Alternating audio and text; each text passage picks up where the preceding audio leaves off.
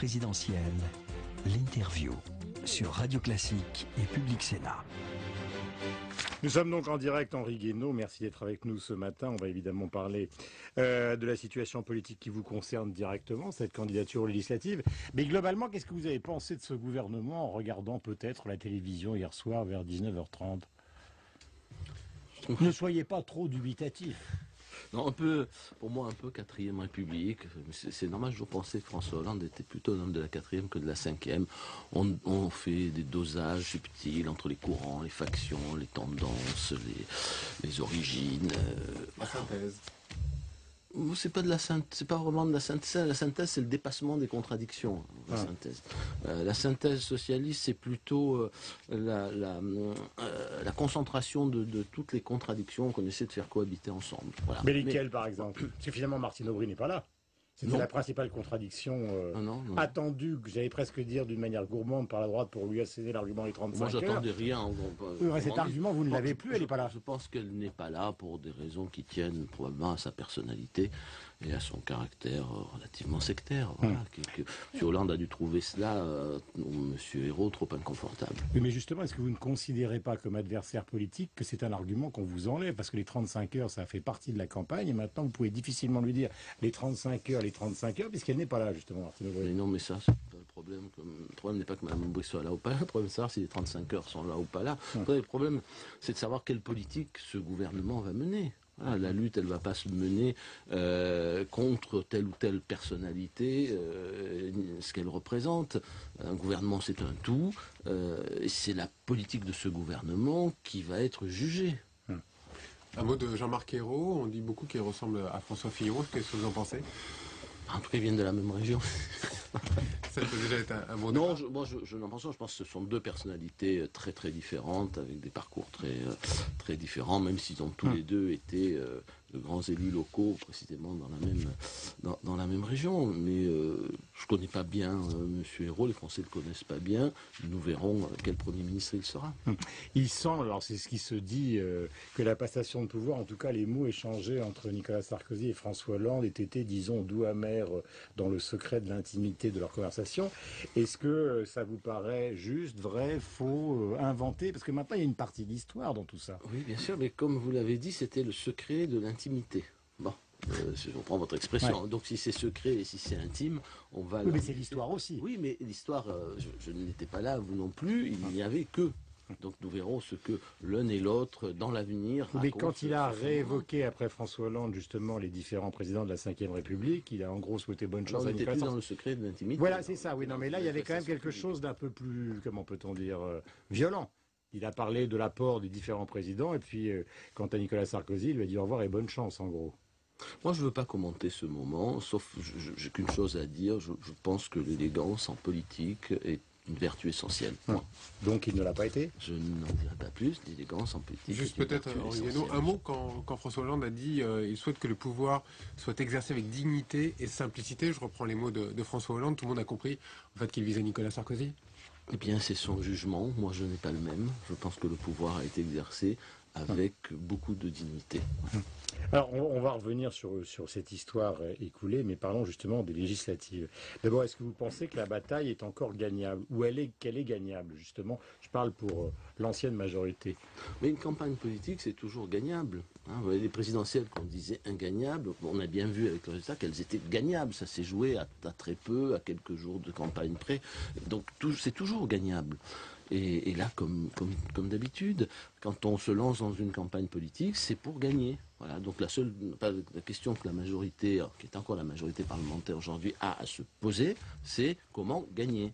Que faire pour gagner ? Et puis après, nous en tirerons les conséquences. Non, mais que faire, ça nécessite d'avoir un programme. Est-ce qu'il faut prendre celui de Nicolas Sarkozy pendant la présidentielle et un chef ? Est-ce qu'il y a aujourd'hui quelqu'un qui, finalement, face à François Hollande, d'après vous, bien évidemment, parce que c'est avec vous que nous conversons ce matin, est à la tête de votre camp pour mener cette bataille, ou est-ce qu'il y a trop de chefs, justement ? Non, mais il n'y a pas trop de chefs. Il y a des personnalités de grande valeur, et on ne peut pas se plaindre d'en avoir beaucoup. Il faut plutôt se plaindre de ne pas en avoir assez. Là, on en a plusieurs, et c'est très bien ainsi. Mais vous savez, une législative, c'est 577 campagnes dans 577 circonscriptions, et chacun étant obligé de donner l'essentiel de son énergie à la campagne de sa circonscription. Donc, ça, c'est pas le... Parce que c'est pas un problème en soi. Quant au programme, que peut-il être d'autre que celui pour lequel nous nous sommes tous battus pendant des mois et des mois, après 5 années de travail intensif sous l'autorité de Nicolas Sarkozy. Ce serait absurde. On ne va pas changer. On ne va pas dire aujourd'hui aux mêmes électeurs, aux mêmes Français, que tout ce que nous leur avons raconté il y a 3 Mais semaines. vous n'allez pas gagner dans les Yvelines en leur parlant des référendums, de la TVA sociale. C'est une bataille, vous l'avez dit vous-même, qui est une bataille locale. C'est en plus compliqué. C'est une bataille nationale. Pardon, c'est une élection nationale. Je suis désolé, les circonscriptions, ce sont des cadres d'élection, mais l'élection n'est pas une élection locale. Bien entendu, le député doit s'occuper des habitants de sa circonscription, doit s'occuper de leurs problèmes, doit les aider. Mais c'est pas le maire, c'est pas le conseiller général, c'est pas le conseiller régional non plus. Donc le député, il est le représentant de la nation. Je vous rappelle, il est dans la Constitution, non pas le représentant des Yvelines, non pas le représentant de la circonscription. Donc il faut parler. Mais c'est ce que vous reprochent quand même justement les députés, enfin non, il n'y a pas de sortants. députés. Non, les sortants. Il n'y a pas de sortants députés. Les sortants à la tête de l'UMP local, justement, qui disent Guénaud. Enfin, on vous a déjà donné cet argument, mais il est parachuté, il arrive là. Alors, je sais que ça vous exaspère. D'ailleurs, Jacques Chirac en Corrèze était né en Corrèze et y habitait depuis combien de générations? Non, mais j'ai pas dit que mais même Manuel Valls savait pas. Mais tous, mais la plupart. Pourquoi? C'est le principe, c'est qu'il faut trouver une circonscription pour être élu, mais pour être le représentant de la nation tout entière.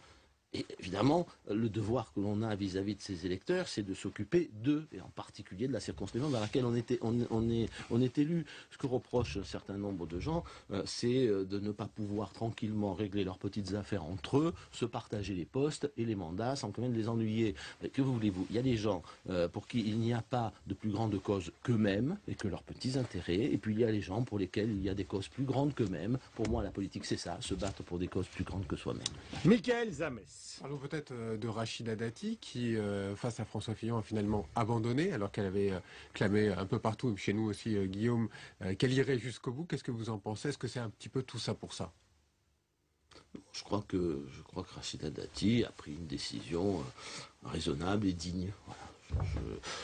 Je pense que le Premier ministre a été investi dans cette circonscription. Il y a eu des débats et des discussions avant. La décision de notre famille politique était celle-là. Je pense qu'il était, qu'il était sage et qu'il était digne de se retirer. Elle l'a fait et je lui en rends hommage. Voilà. Et qu'est-ce qu'elle pourrait avoir en compensation? On dit un poste important à l'UMP, parce que vous en savez plus. D'abord, je n'en sais rien. Deuxièmement, je ne crois pas que la politique, ce soit une affaire de compensation. La politique, c'est pas je te donne ça, tu me donnes et tu me donnes ça en échange. C'est pas ça la politique. La politique, encore une fois, c'est cette invraisemblable activité qui consiste à se dévouer pour les autres, pour des idées auxquelles on croit, pour des convictions. Bref, j'y reviens, pour des causes plus grandes que soi-même. Ça ne doit s'accompagner d'aucun marchandage. Est-ce que vous avez le sentiment, Henri Guénaud, qu'au cours de cette bataille législative ou après, il va falloir, en gros, pardonnez-moi de revenir à vous, mais clarifier au fond à l'intérieur de la droite classique ce que vous symbolisiez d'une certaine manière et ce que symbolisait de l'autre côté Patrick Buisson. C'est-à-dire, est-ce qu'on part sur les chemins intellectuels et politiques de ce que vous représentez, ou est-ce qu'il faut mettre la barre à droite toute pour l'avenir? D'abord, je pense qu'il y a bien d'autres débats. Mais celui-là, il existe. Oui, moins qu'on le dit, plus que le pensent certains, et moins qu'on le dit en général.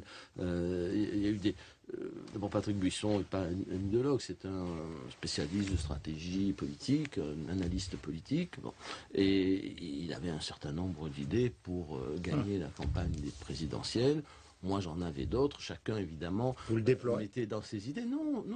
Je pense que la diversité du débat est bonne. Et le président de la République a choisi une ligne, la sienne. Cette ligne, je l'ai assumée pleinement, sinon je serais parti, et donc je continuerai à l'assumer pleinement. Je ne veux pas revisiter cette campagne. Maintenant, pour l'avenir, chacun a ses références, chacun a ses convictions, chacun a son histoire. Moi, j'ai mes convictions, mes références, mon histoire. J'entends bien les faire prévaloir dans le débat public. Notre famille politique aura à se reconstruire, à retrouver une identité, et j'entends peser de toutes mes forces sur la reconstruction de cette identité en étant ce que je suis. Mais vous qui avez été justement pendant longtemps proche de Philippe Séguin, est-ce que c'est pas plutôt du côté de François Fillon que peut se reconstruire cet avenir, j'allais dire sur le plan culturel, politique, historique, parce que lui aussi était proche de Philippe Séguin. Alors, le moment de ce débat n'est pas venu. Nous avons fait une élection présidentielle. Mais je peux poser la question. Mais oui, mais vous avez raison. J'essaie de vous détendre un petit peu, parce que je sens que vous avez une petite voix ce matin. Mais non, j'ai d'abord la petite voix de quelqu'un qui est fatigué. Mais, je pense d'ailleurs que c'est intéressant d'avoir la petite voix de temps en temps, de prendre un peu de recul, de ne pas s'emballer, de réfléchir. Et je suis dans cette phase-là. J'ai la petite voix de quelqu'un parfaitement déterminé, qui sait très bien où il va, qui sait très bien quelles sont ses convictions, et qui est décidé paisiblement et tranquillement à les faire valoir. Voilà, ma petite voix. Ça, c'est pour la bataille législative. Je vous parlais de Fillon. Et après aussi. Et Fillon, pardon. Mais je ne rentrerai pas aujourd'hui dans ce débat. Voilà, je pense que c'est prématuré.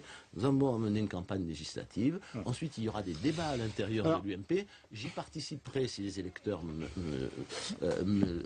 le permettent. J'y participerai pleinement, totalement. Et croyez-moi, on m'entendra. Et puis, nous en tirerons avec les militants de l'UMP toutes les conséquences. Une petite question qui fâche, et après on passe à la suite, et elle est importante. Dans son livre, qui est abondamment commenté, Franz-Olivier Gisbert fait un portrait de Nicolas Sarkozy, qui est celui d'une sorte de dictateur sud-américain déguisé en président de la République, qui n'écoute jamais ses conseillers. Je ne vais pas vous lire les pages qui vous concernent, parce qu'elles sont aussi abondantes, non pas contre vous, mais en disant finalement on ne vous écoute pas. Est-ce que ce portrait est vrai, ou est-ce qu'il est totalement faux? C'est-à-dire d'un homme qui a muselé les médias, qui n'écoute personne, et au fond qui n'en fait qu'à sa tête. Totalement faux. Mais pourquoi y a-t-il des citations, des dates, des phrases? Je ne sais pas d'où sortent les citations, les dates. Je n'ai pas lu le. Mais ce que oui, mais je veux bien, je le dirai avec un temps. Mais ce que vous m'en décrivez est totalement faux. C'est quelqu'un qui écoute, beaucoup. C'est quelqu'un qui réfléchit beaucoup. C'est quelqu'un qui se remet beaucoup en cause. On dit toujours, il décide tout seul. Je ne l'ai jamais vu prendre une seule décision gouvernementale sans être assisté de tous les ministres concernés, du Premier ministre. Jamais. Il y avait, dès qu'une question se posait, tout le monde était là et le débat avait lieu. Et d'ailleurs, il arrivait très souvent que le président de la République change de position après avoir écouté les uns et les autres. Donc tout ça est totalement faux. C'est quelqu'un qui adore les idées, qui a l'esprit ouvert, qui n'a pas peur de s'entourer de gens de talent. Simplement, c'est vrai, à la fin, bien, il est face à la solitude de la décision, comme le sont tous les présidents. J'ai compris que M. Hollande lui préférait ne pas décider, comme ça c'était plus simple. Mais si vous êtes un président de la Ve République et qu'à la fin des fins, vous êtes obligé de décider, oui, à la fin des fins, vous êtes seul devant la décision. Et Nicolas Sarkozy l'a assumé avec beaucoup de sang-froid, beaucoup d'ouverture d'esprit, beaucoup d'intelligence et de partage aussi. Alors Henri Guénaud, Michael Jamès. Que va faire Nicolas Sarkozy? Il arrête la politique? Oui ou non, vous qui le connaissez bien? Un sentiment. Il vous l'a dit. C'était pas très clair, donc on a besoin juste de clarifier un peu quand même. Non, il a dit très clairement qu'il arrêtait la politique active, c'est-à-dire qu'il ne demandera plus de mandat, il ne cherchera plus de responsabilité dans la vie politique, il ne se présentera plus à des élections. Voilà l'état d'esprit dans lequel il s'en va. Et il ne s'en va pas du tout avec le sentiment qu'il pourrait être en recours. C'est-à-dire qu'il a d'ailleurs nous l'a dit très clairement, ce serait une erreur profonde de partir avec cette idée de rester en recours. Après, l'histoire décidera, je n'en sais rien et lui non plus. Pourtant, tout s'organise encore. Il y a des réseaux, il y a les amis du président. Un courant sarkozyste. Alors d'abord, sur les amis, chaque homme d'État qui s'en va, qui est au pouvoir, voit se constituer une association de ses amis. Pas avec une idée derrière la tête de revenir comme de non, l'idée là, elle est dans le titre. C'est une réunion amicale. Elle est fondée sur l'amitié, l'estime, l'envie de continuer à entretenir des relations qui ont été très riches et très fortes. Vous voulez pas refaire l'histoire, mais peut-être juste d'un mot. Est-ce qu'il y a un moment clé, un moment que vous regrettez dans la campagne présidentielle? Oui, moi, il y en a deux. D'abord, il y a les 3 semaines de plus de temps de parole. Non, mais c'est vrai. Non, mais on n'était pas préparé. On s'était pas préparé. On s'était pas assez préparé et on n'a peut-être pas bien géré. Puis le moment clé que je regrette beaucoup, c'est Bayonne. C'est l'incident de Bayonne parce que cet incident a coupé le lien qui est en train de se reconstruire direct entre le candidat et les Français. Parce que c'est bien de faire des meetings, d'aller parler aux convaincus, même s'ils sont très très nombreux. Il y a eu des meetings formidables. La Concorde, Trocadéro, etc. Mais il faut aussi être parmi les Français, voilà, les rencontrer un peu au hasard des Donc ces voyages étaient trop promenades. sécurisés ou trop improvisés? Non, je pense que là il y a eu cet incident et ensuite évidemment la sécurisation l'a emporté. Donc il y a une forme. Ça crée une forme, ce genre d'incident crée toujours une forme d'enfermement. Voilà ce que c'est un moment que je regrette. Ça a coupé le lien. Ben, ça a empêché, oui, de retisser tranquillement ce lien, sans doute. Hein, mais vous avez vu, il est difficile de faire une théorie du résultat. Ça se joue à presque rien. Comment théoriser ce presque rien? C'est absurde. Le résultat est là. Nicolas Sarkozy part avec le sentiment que je partage d'ailleurs d'avoir fait tout son devoir jusqu'au bout, de s'être engagé totalement et dans à la tête de l'État et dans cette campagne. Il ne pouvait pas faire plus. Et voilà, et les Français ont tranché, même si c'est de peu. La seule conséquence qu'on a en tiré, c'est qu'une page se tourne. Voilà. Est-ce que vous êtes d'accord? Ce sera la dernière question avec l'analyse. Oui, c'est ce que dit justement Alain Minc, mais de l'autre côté, vous avez la version Raffarin, Jean-Pierre, ancien Premier ministre, qui dit au fond, le problème depuis le début,